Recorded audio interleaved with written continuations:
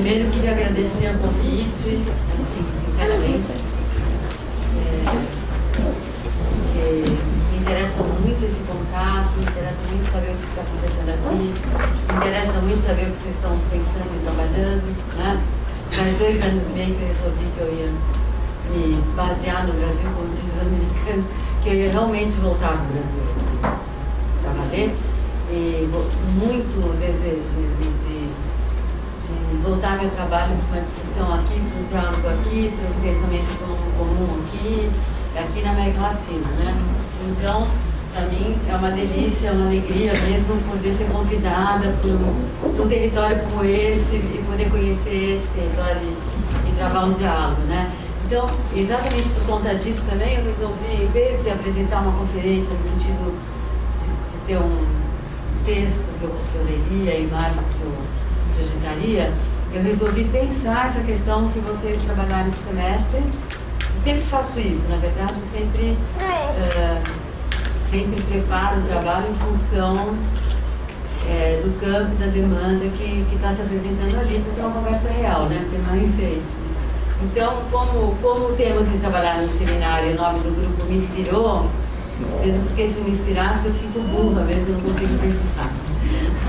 Então eu resolvi apresentar por aí como que eu veria esse campo de questões, que eu nem sei como vocês trabalharam essas questões. Eu não te perguntei, né? Eu só vi a ementa e o título e o nome do grupo, né? Então a ementa... Então aqui eu estou agradecendo o Aldo Malu e a Sheila. O Aldo Malu estou conhecendo agora, a Sheila estou conhecendo pessoalmente pela primeira vez. E o seminário que vocês fizeram nesse semestre aborda as questões da poética, da história e da teoria da arte, nas suas tensões de fronteiras, discutindo os transbordamentos, as franjas, os intervalos e os atravessamentos. Na ementa, vocês acrescentam mais alguns dados, alguns aspectos desse campo que vocês trabalharam, que é as fronteiras considerando que as fronteiras se constituem ora sólidas, ora vaporizadas, ou seja, blindadas ou pulverizadas. O curso se propõe a abordar questões da poética, da história e da teoria da arte, nas suas tensões de fronteiras, discutindo os transbordamentos, as franjas, os intervalos e atravessamentos que as organizam como diagramas. Então, aqui vocês introduziram também a ideia de blindado, as tensões das fronteiras blindadas, sólidas ou pulverizadas, vaporizadas, introduziram a questão do diagrama, né? Então, assim, o foco, e aí tem o tal do grupo, que é arte e esfera pública, de algum jeito se liga com essa história, né? Então, assim, primeiro, o foco, então, do que vocês trabalharam é essa relação entre poética e fronteira, né? E pelo que eu entendi, vocês estão pensando a poética nas tensões da fronteira. Uma relação indissociável entre poética e fronteira. Não é que vamos pensar a relação entre poética e fronteira, mas ela é essencial e é essa relação que vocês focaram, né? E vocês falam... Oi? Acho que não vai dar, né? Bem que eu queria que você ficasse. Eu também queria, mas hoje ele estava com borracha.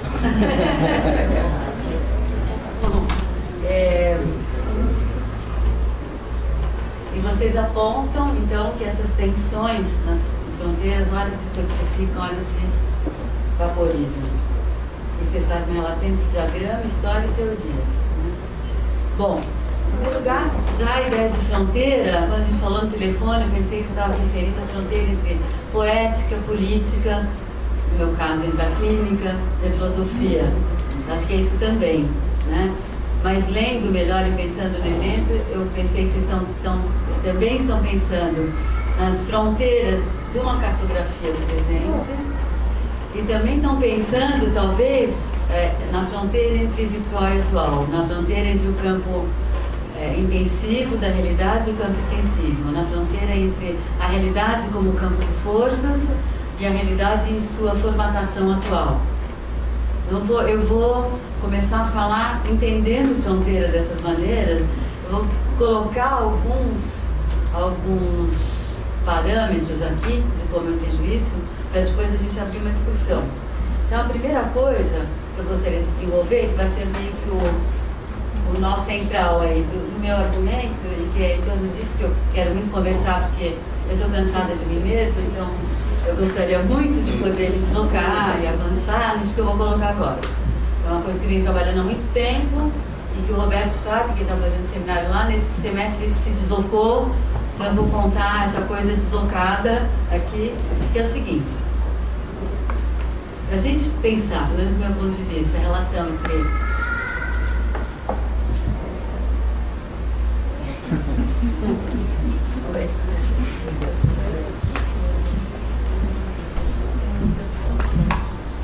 pensar essa relação entre poética e fronteira, ou a poética escrita na tensão mesmo das fronteiras, nessas três direções que eu entendi a ideia de fronteira aqui, a gente tem que fazer uma distinção entre dois modos de abordagem da realidade e que também dizem respeito a duas dimensões distintas da realidade, né?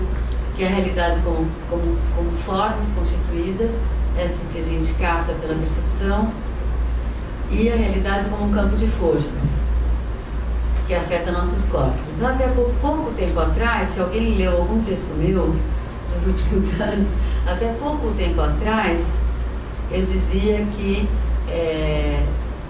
a realidade como campo de forças a gente capta através da sensação, que é o modo como esse campo de forças afeta o nosso corpo. E eu colocava um paradoxo entre a percepção, que capta a realidade como um campo de formas, essas formas, por exemplo, aqui, tá? Vamos aterrissar aqui, né?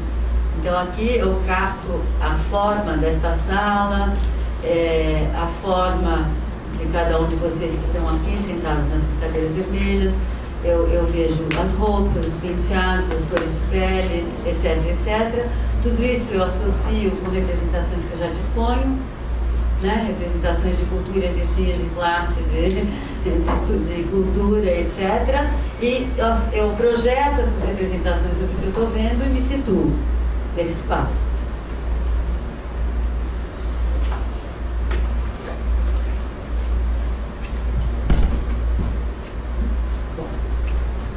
E o que eu dizia até pouco tempo é que se eu me relaciono com o que está se passando aqui, não como essas formas que eu apreendo pela percepção e que eu associo com representações, mas se eu me deixo afetar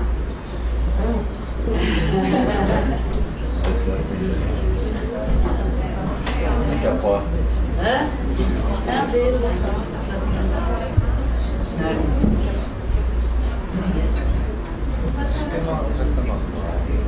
Se eu me deixo afetar pelo que se passa aqui como campo de forças e que aí é atravessado não por tudo aquilo que atravessa cada uma dessas existências aqui, por tudo que está nos atravessando hoje, né? Que vai desde o final do governo Lula, ou a perda da Copa do Mundo, até Obama, um negro presidente dos Estados Unidos, até alguém que resolveu matar o presidente índio, até as experiências mais pessoais, recentes, sei lá, em relação às relações amorosas que está acontecendo com cada um aqui, enfim, tudo que atravessa todas essas existências nesse momento e que se faz presente no meu corpo sob a forma de sensação. E essa sensação, o que eu dizia até pouco tempo,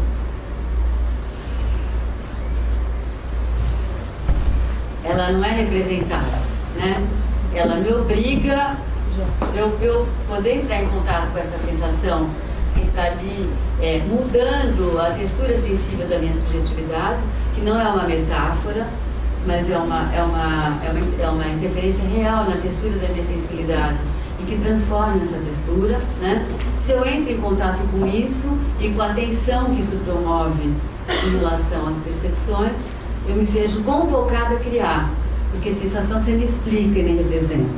Você é obrigada a criar para dar corpo, e para isso você está apreendendo na tua experiência presente. Só que esse semestre, a gente está trabalhando lá no seminário o livro do Deleuze, Lógica da Sensação, e a gente está trabalhando assim, extraindo o miolo do miolo de cada palavra, e inventando 1000 histórias a partir de cada palavra, que é um livro muito rico, e daí a coisa se tornou bem mais interessante, me parece, né? Porque aí a sensação não é o modo como o mundo me afeta, porque nesse sentido eu ainda estou meio fenomenológica me entendendo como um sujeito, que já não é o sujeito da razão, mas é o sujeito da sensação, né? E o que dá para avançar nisso é que a sensação é infinitamente mais interessante do que isso, porque a sensação é a sensação da pulsação vital. E a sensação da pulsação vital, do ritmo vital, o que é o ritmo? O ritmo é a tensão, e aí nós vamos chegar na tal tensão, como eu entendo essa relação de poética e tensão de fronteira. É a tensão entre dois movimentos que se passam constantemente, que é um movimento que vai da experiência do mundo como campo de forças, né? E da experiência do mundo como formas, né? Do movimento que vai da dissolução dessas formas, pressionado por uma nova configuração de forças, por um lado, e por outro lado, um movimento que vai dessa nova configuração de forças, que eu vou chamar de diagrama, desse novo diagrama, em direção à figuração, né? Um movimento que é de diluição das formas da realidade, né?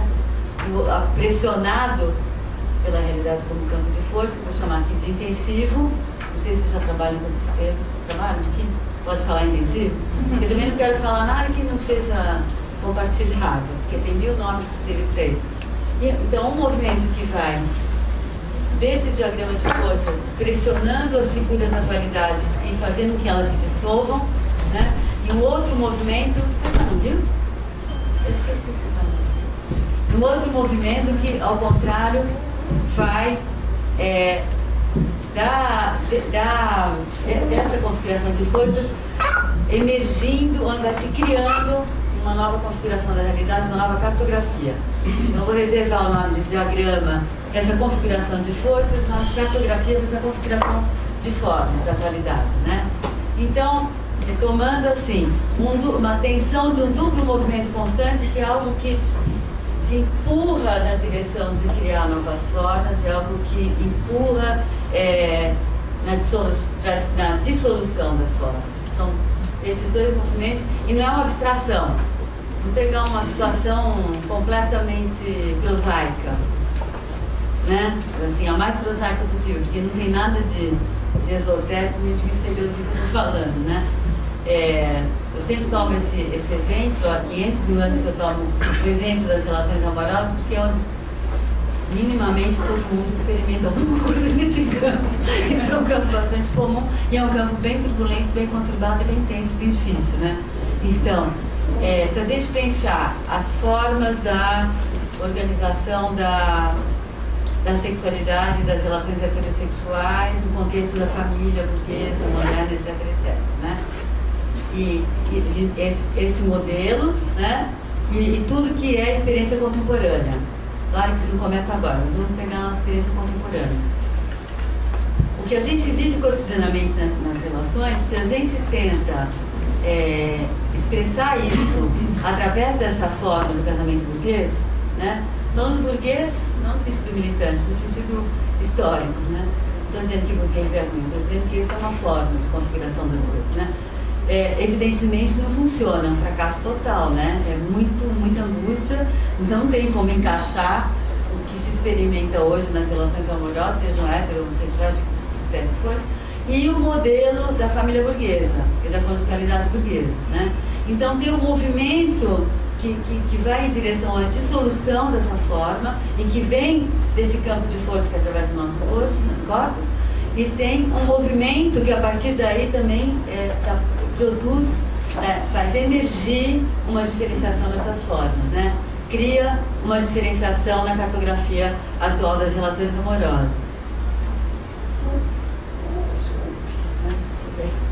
Eu, como sou atrasada à hora, não fico nada magoada, eu até me dá um alívio. Eu não achava. A gente não achava.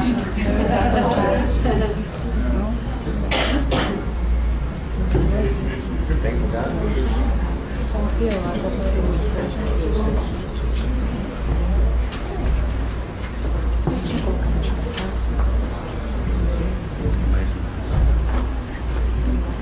Primeiro, eu queria só saber se vocês estão me entendendo quando eu falo desses dois tipos de experiência da realidade.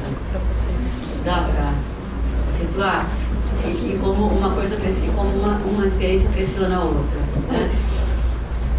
E não é uma bela metáfora, ai que lindo, vamos desterritorializar, são movimentos reais que vão levando a dissolução das formas, são movimentos reais que nos convocam a criar novas formas de existência, né? Bom, o ritmo é exatamente essa tensão, esse duplo movimento paradoxal, que é constante. Esse é o ritmo vital. Essa é a pulsação vital. Se a gente entender a vida, fundamentalmente, como um processo de diferenciação e criação constante. Mais do que isso, como potência de criação e diferenciação, né? Então, o ritmo vital, ele está exatamente no lugar dessa tensão entre esse duplo movimento, em direção a se dissolver no intensivo, em direção a se reconfigurar no extensivo, né? Se dissolver no campo de força e se reconfigurar num plano de forma, né?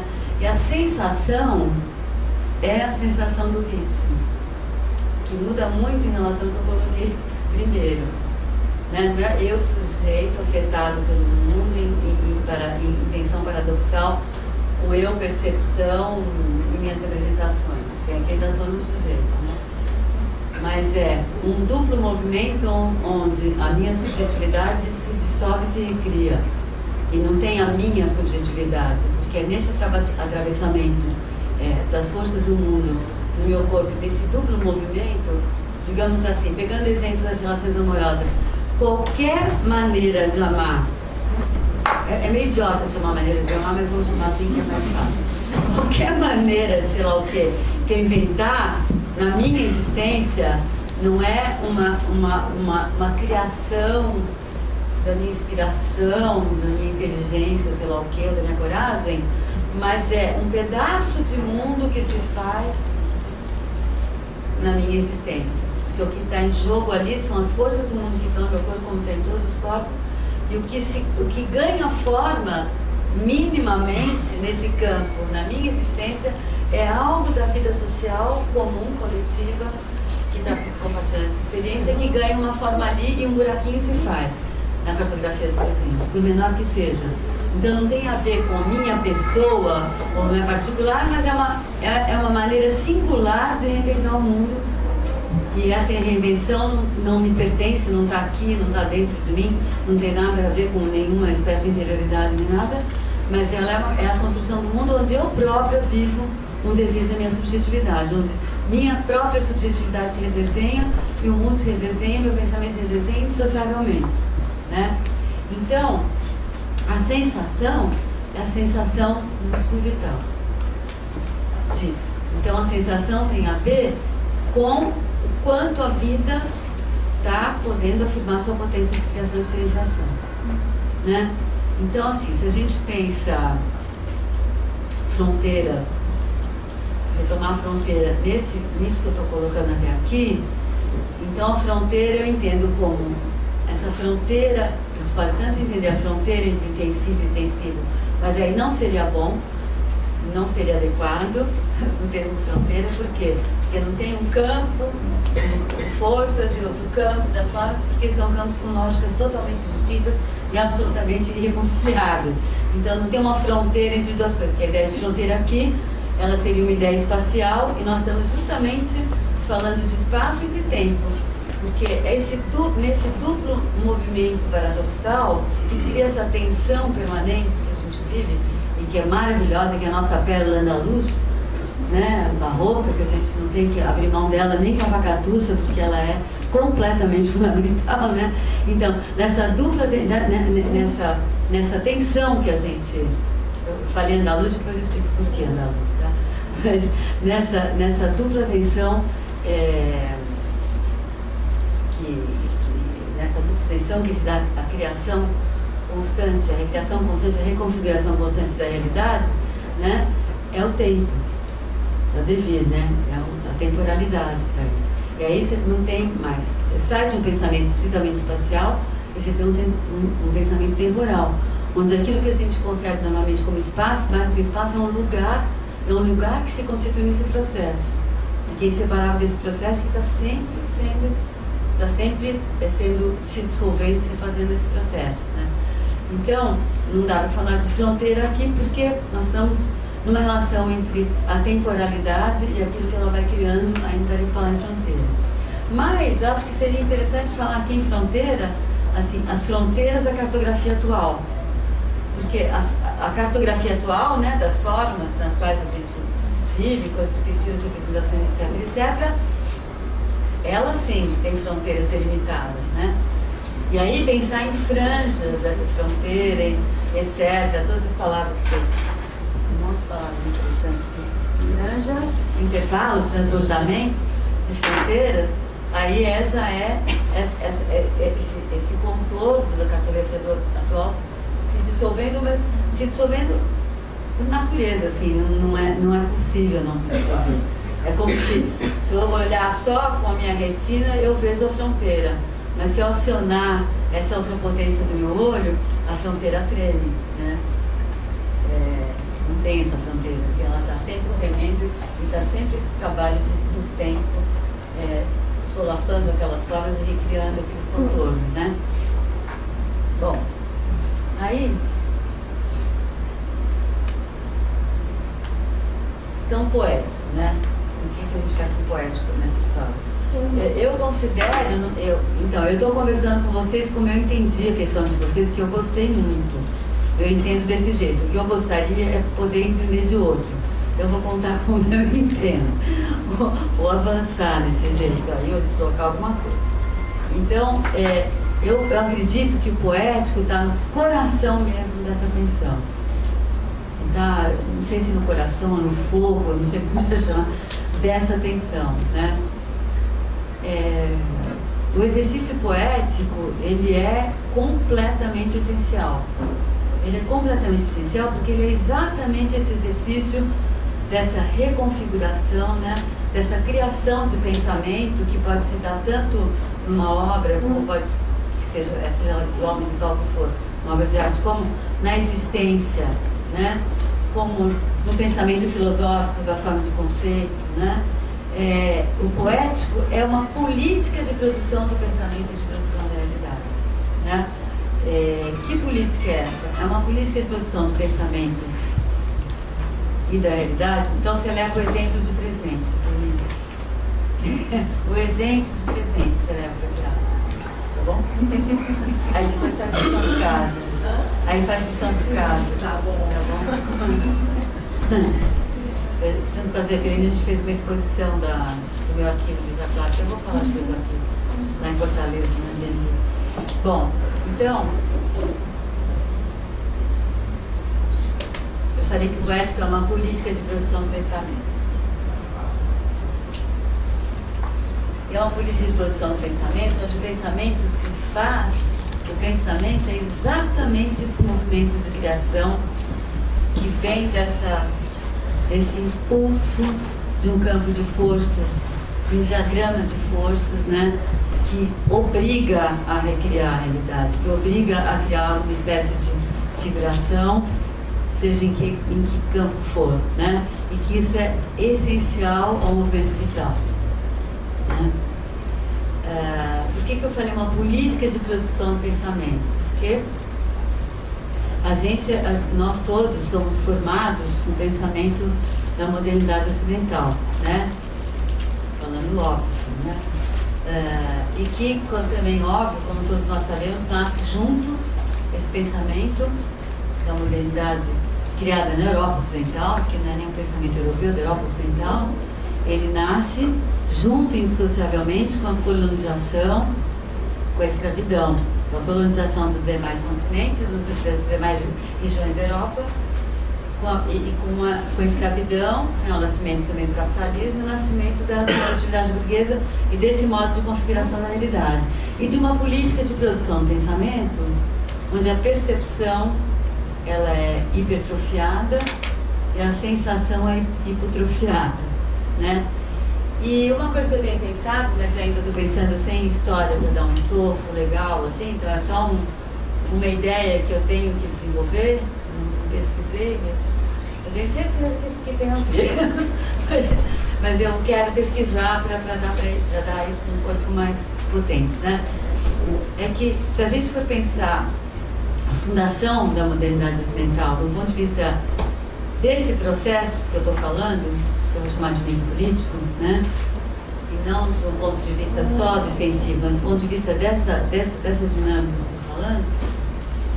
eu estou falando, me parece que, desse ponto de vista, esse tipo de política cultural se funda no recalque mesmo, no sentido psicanalítico de recalque, no recalque do acesso à sensação e no recalque desse pensamento que se faz a partir da sensação do ritmo vital e em nome do ritmo vital, para o ritmo vital, para cuidar do ritmo vital, para afirmar a vida na sua potência, que vem daí e que a partir daí cria figuras para esse diagrama que vai se transformando constantemente. E aí tem um detalhe, eu não vou entrar nessa história que é comprida, mas só um detalhe que eu queria jogar aqui, que é bom, eu quero ouvir mais coisas sobre isso. Se a gente pensar, nós brasileiros, é uma loucura que nós somos, porque assim, uma coisa que a gente nunca lembra, ou nunca soube, nunca prestou atenção, é que, então, uma das culturas que foram extremamente reprimidas pela Europa Ocidental foi a cultura mediterrânea, tanto da Europa do Sul, Oriente Médio e África do Norte, né, Maghreb, e portanto Península Ibérica, né? E a Inquisição, que massacrou os árabes e judeus na Península Ibérica, ela durou exatamente os mesmos 3 séculos que a escravidão da África. Exatamente os mesmos 3 séculos e em parte também dos massacres das populações na América do Sul, né? E o que, para além da tortura, da morte, da perseguição, tudo que a gente está careca de saber, né? Do ponto de vista micropolítico, esse processo significou o recalque de algo que era essencial nessa cultura andaluz, né? Barroca, andaluz, não o barroco da história da arte, mas o barroco primitivo lá da Andaluzia, árabe e judeu, que era junto essa cultura, né? Que é esse pensamento que opera por sensação, né? Que é um pensamento que não está só no campo da percepção e da razão e da representação. Um pensamento que dança, assim, né? E só que uma coisa, não, isso a gente sabe, não estou falando nada de novo. Uma coisa que a história acaba de comprovar, ou de pesquisar e descobrir, que 80% dos portugueses e espanhóis que vieram para a América Latina, 80% são refugiados árabes-judaicos vindos dessas culturas, que tiveram essa experiência totalmente traumatizada, essa dimensão da experiência, ou essa política de produção de pensamento traumatizada. Então a gente nasceu, olha que gracinha, a gente nasceu com um trauma desse barroco primitivo andaluz, árabe-judaico, 80% não é moleza, né? Parece que na Espanha, por exemplo, espanhóis dessa origem é só 40%, enquanto que toda essa tradição, essa memória está nos nossos próprios aqui. Isso é muito louco, né? Olha a responsabilidade, né, gente? Não pode fazer um pós de arte só porque a arte é bonitinho, tem uma responsabilidade, né? Então, né, que a arte agora, arte maravilhoso, glamuroso, porque a arte tem um papel muito fundamental nessa história, né? É quase como se a arte fosse o gueto onde permaneceu autorizado produzir esse pensamento dessa maneira, né? E a gente tem que fazer isso a gente não, é o que todos nós fazemos, né? Tentar fazer se espalhar. Mas então, voltando ao assunto aqui, eu estava dizendo que a poética é uma política de produção do pensamento exatamente que viria dessa experiência corporal do mundo e desse atino, não dá para chamar isso de consciência, desse alerta ao ritmo vital, desse alerta à potência vital, né? Esse alerta à potência vital. Quando você sente que a vida, que esse ritmo está, quais são os problemas que podem acontecer com esse ritmo, né? Ou solidificar, agora voltando às palavras da emenda, ou solidificar, como vocês falaram, solidificar e blindar, né? Numa certa forma, e o ritmo, ele breca, ele perde o ritmo, né? A pulsação vital perde o ritmo, né? Esse processo de criação e de diferenciação fica, não digo bloqueado, porque bloqueio total é morte, mas fica diminuído, né? Despotencializado. Ou o extremo oposto, claro que não existe nenhum oposto nem outro, só o extremo oposto, como vocês colocaram, que é pulverizar ou vaporizar, que é se dissolver totalmente no intensivo. Então, ou se solidificar demais no extensivo, ou se dissolver demais no intensivo, que é a psicose, que é, né? Então, a poética, ela é exatamente, a palavra cuidado, ela é muito boba, até vocês vão me ajudar a usar uma palavra melhor, mas ela é exatamente aquilo que enfrenta e cuida e cria exatamente nesse lugar dessa tensão, desse movimento do ritmo vital, né? Então, eu estou pensando aqui o poético, então não só na arte, mas o poético com uma certa política de produção do pensamento e da realidade, da produção de si, que tanto pode se manifestar na arte, como pode se manifestar na vida cotidiana, como pode se manifestar numa canção popular. No Brasil, por exemplo, o campo da canção popular, para mim, é o campo cultural mais complexo, mais rico, mais potente, né? Enfim, então, e por isso o poético não é uma brincadeirinha ou algo a mais, e que legal, que bom. No meu entender, colocando as coisas nesses termos, o poético é uma dimensão completamente essencial da existência, a mais essencial, a nossa pérola barroca, assim, é o que a gente tem de mais precioso e de mais fundamental, né? Bom, que relação isso tem com política? Porque aí, pensando em fronteira entre poética, política, clínica, que eu enfiei no meio, porque vocês me convidam, porque a clínica está sempre comigo, clínica e filosofia, né? Por que isso é político? Vamos pensar. Primeiro, uma coisa muito simples, mas assim, mais pensamento normal de esquerda. Vamos fazer assim. Se a gente concorda que isso foi recalcado pela modernidade ocidental, todas as grandes irrupções do pensamento artístico ou político ao longo desses séculos de modernidade ocidental foram irrupções desse exercício do pensamento, da criação, né? Então, no campo micropolítico, o exercício do poético na existência é um exercício de resistência absolutamente fundamental, porque você não muda a configuração desse mundo só mudando as peças do tabuleiro de xadrez, da cartografia desse mundo.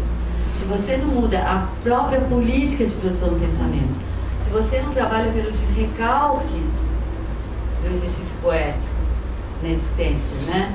Ou pelo desrecalque da sensação, essa dissociação da sensação, essa dissociação com o ritmo vital e, portanto, esse alerta para a vida, né? E isso como a bússola mais fundamental, a bússola, o resto é tudo bobagem, assim.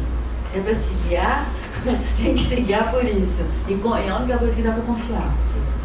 O resto nem perca tempo, né? Mas isso dá para confiar. Né? Então, politicamente, a afirmação disso ela é um ato de resistência absolutamente fundamental. Não adianta eu redistribuir a renda apenas, ou eu reconfigurar a democracia, etc. e tal, embora isso seja completamente fundamental, é o mínimo, né? Mas não basta. Portanto, nós tivemos várias experiências históricas que demonstraram isso. Não basta por quê? Porque se você não muda a política de produção do pensamento, a política de produção da subjetividade, se você não ativa novamente na subjetividade isso que ficou recalcado, você reproduz o mesmo mundo só com novas roupagens, né? Assim, pode até ser muito criativo, né? Mas criativo não tem nada a ver com isso que a gente está chamando de potência de criação. Pode ser brilhante, inteligente, pode ser, saber a obra do Deleuze de cor e salteado, não serve para nada, não adianta, né? Marx, você bem entender, não adianta, né? Bom, então, nesse sentido, por que é política? É político, primeiro, porque é um ato de resistência, esse é o jeito mais militante de pensar. Agora, para ele ser mais micropolítico ainda, é político por quê? Porque peita enfrentar as formas da realidade a cada vez que elas estão estrangulando a potência vital. Então é político, nesse sentido. E por que é clínico? Eu, como sou uma velha clínica, assim, muitos anos de experiência, sou uma senhora, né? Muitos anos, e se hoje em dia eu me perguntassem para definir qual é o objeto da clínica, eu diria que o objeto da clínica é a interrupção do movimento vital. São os pequenos desastres com ritmo vital. Ora por excesso de solidificação, ora por excesso de pulverização, de 1001 diferentes maneiras, porque há 1001 diferentes maneiras de interrupção ou de atrapalhação desse ritmo vital, né? Então, a clínica lida com a vida, tudo bem, a medicina lida com vida, tudo bem, isso é óbvio, né? Mas o que? Ela lida com isso que é essencial na vida, que é a possibilidade de se afirmar enquanto potência de criação. Então, no meu entender, todas as patologias, psicopatologias, dizem respeito a alguma espécie de abalo ou machucado em ritmo vital. Nesse sentido. Ou, para dizer em outras palavras, alguma espécie de diminuição da potência de criação. Não da potência de criatividade. Posso ser um publicitário hipercriativo e estar muito doente. Posso ser um artista também muito criativo, muito doente e não criar coisa nenhuma. Mas então, o foco da doença é a impossibilidade de criar. A doença mental, se quiser chamar assim, horrível.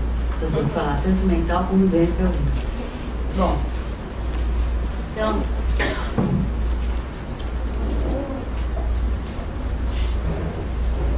daí, evidentemente, a clínica deixa de ser uma coisinha que eu faço no consultório só. E no Brasil, a clínica... No Brasil não, no mundo, mas no Brasil tem essa mania, é tipo americano. O trabalho clínico se faz no consultório que nem médico, né? Numa tradição mais europeia, francesa, o trabalho clínico se faz num quarto da tua casa, né? Assim, se faz em casa. Porque ele tem muito mais a ver com uma tradição poética e filosófica do que com uma tradição médica no sentido ocidental, né? Mas isso é só um detalhe, não tem importância. O que importa aqui é que se a gente concebe a clínica nesses termos, a clínica é um trabalho com as interrupções ou as diminuições dessa potência de diferenciação de criação. O foco, o objeto de tratamento da clínica é isso. Então não tem a ver só com o consultório. Por exemplo, essa conversa aqui, para mim, ela é clínica. Ela é clínica porque eu não estou simplesmente contando para vocês um conteúdo de alguma coisa. Eu estou compartilhando com vocês um desejo de intervir clinicamente nessa nossa impossibilidade. E estou desejando poder me beneficiar disso aqui também, né? Então, uma curadoria, ela tem uma dimensão clínica, se ela tiver uma dimensão política, de fato, se a poética estiver agindo, ela tem uma dimensão clínica e tem uma dimensão política, independentemente desse tal curador ter alguma espécie de relação com psicanálise, com o que seja, né? Depois eu vou dar um exemplo disso para encerrar. Eu vou dar o exemplo do arquivo de Jaguar, que eu fiz para mostrar essas dimensões operando no projeto. Projeto que eu conheço bem, que é meu, então é mais fácil de falar, né? Então,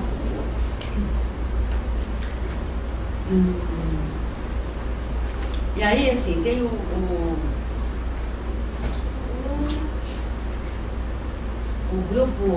grupo Redes, né, Arte e Esfera Pública.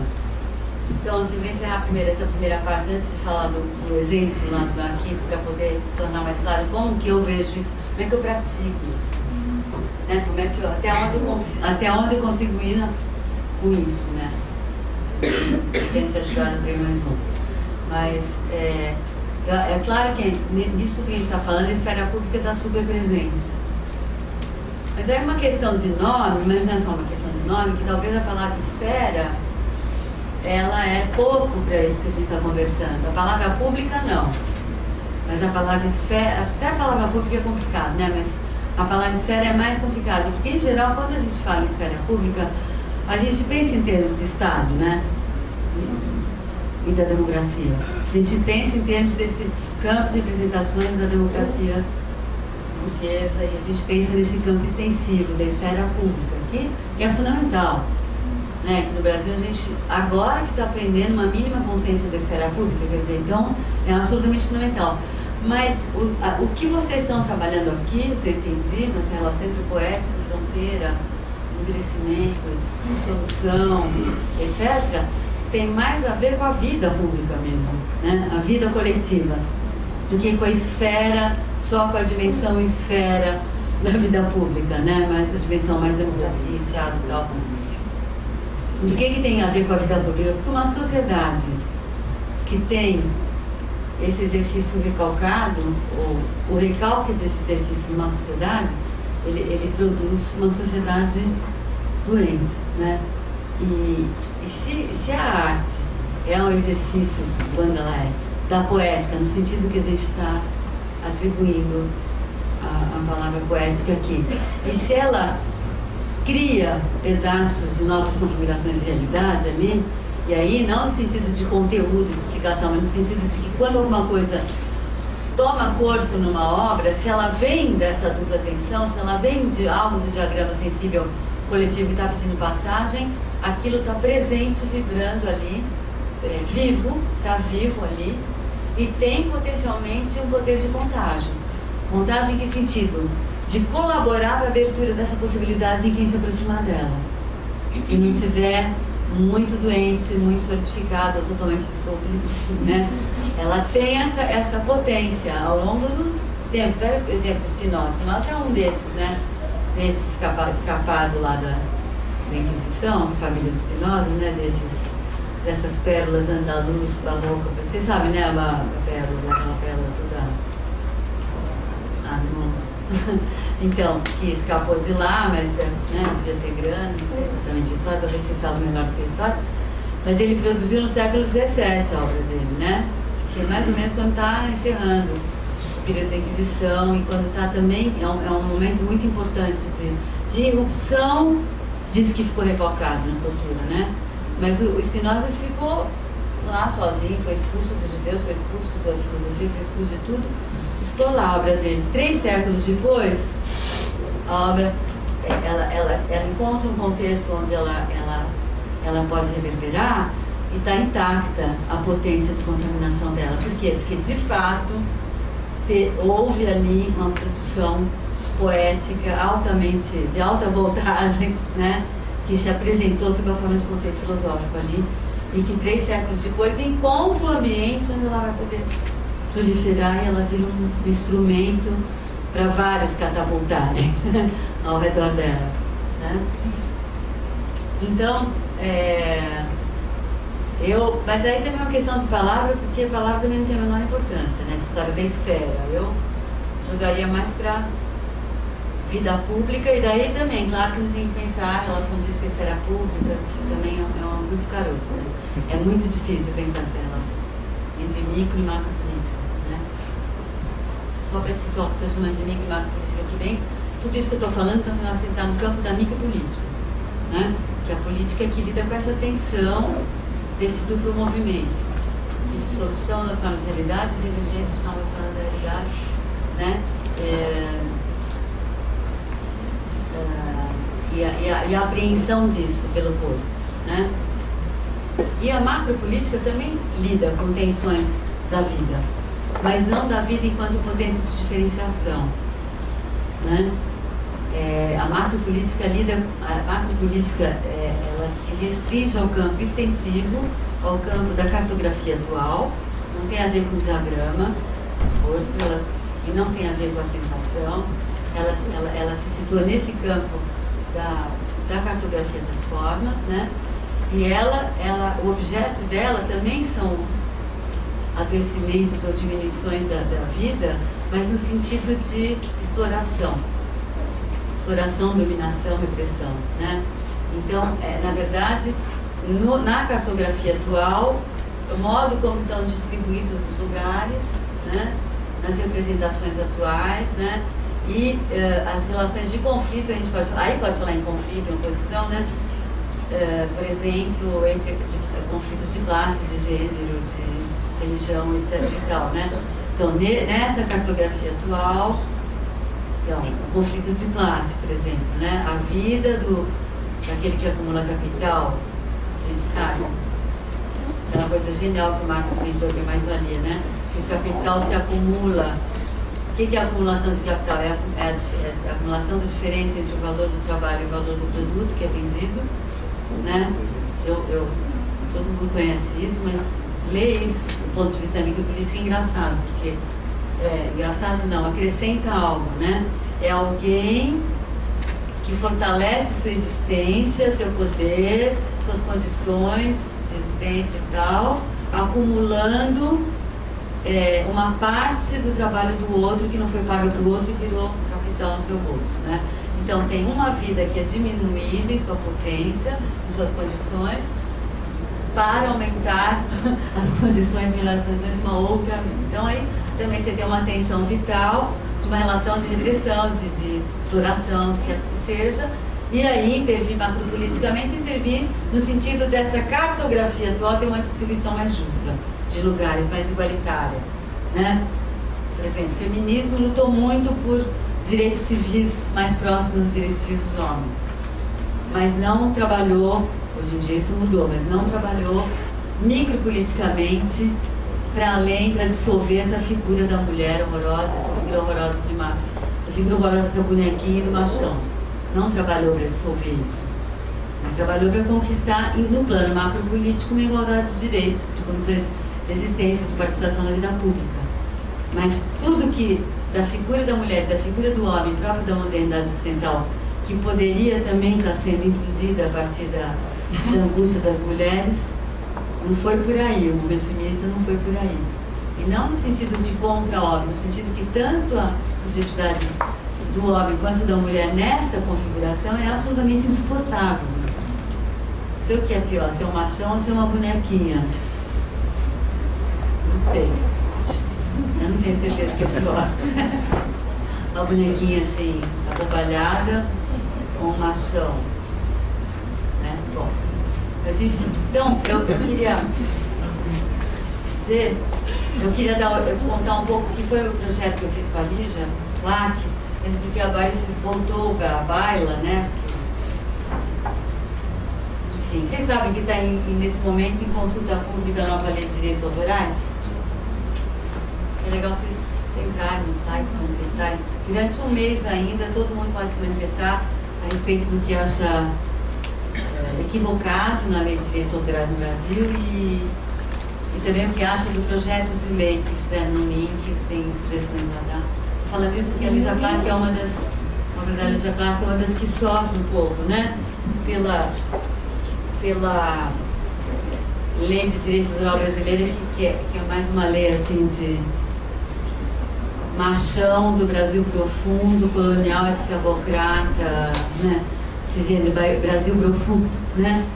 Então, nesse momento é legal, fim do governo Lula, que está tentando fazer passar essa mudança de lei, que é fundamental, o que acontece no Brasil, que eu percebo, não sei como vocês estão enxergando, tem nesse momento uma proliferação da produção artística, tem até uma formação de um campo de colecionismo, né, que não tinha, mas as instituições culturais e as leis são e mesmo as universidades, né, o ensino da arte está completamente aquém desse movimento, está muito arraigado numa coisa ainda muito colonial, ignorante, escravocrata, provinciana, etc, né? Enquanto que na produção artística e até no colecionismo tem uma proliferação acontecendo, uma chegada nas questões mais próprias do contemporâneo, né?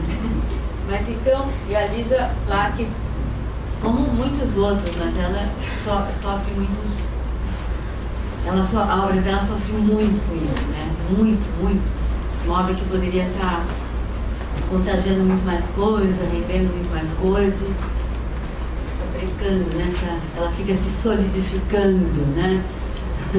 A Lígia, coitada, né? Ela não gostava disso. Mas então o que acontece? Aliás, é claro que hoje em dia, claro, todo mundo sabe muito bem, não vou falar nada da obra, a única coisa é só lembrar que o neoconcretismo, pintura, escultura e até os bichos é só 1/3 da obra dela. Depois tem, a partir de 63, o que é muito precoce, você tem 2/3 da obra que são...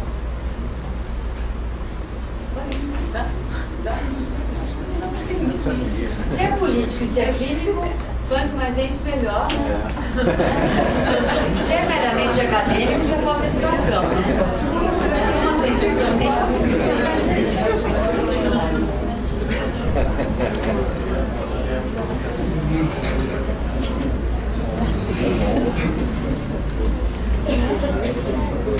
Então, 2/3 da trajetória dela foram dedicados a essa pesquisa dessas experimentações que envolviam o corpo, mas para além disso, que eram só protocolos de experiências nas quais existia uma espécie de dispositivo que era proposto e alguns objetos que eram extremamente precisos, né? E a obra, como muitas outras obras contemporâneas desde os anos 60, a obra se dá na experiência. Ela não se interrompe no objeto, né?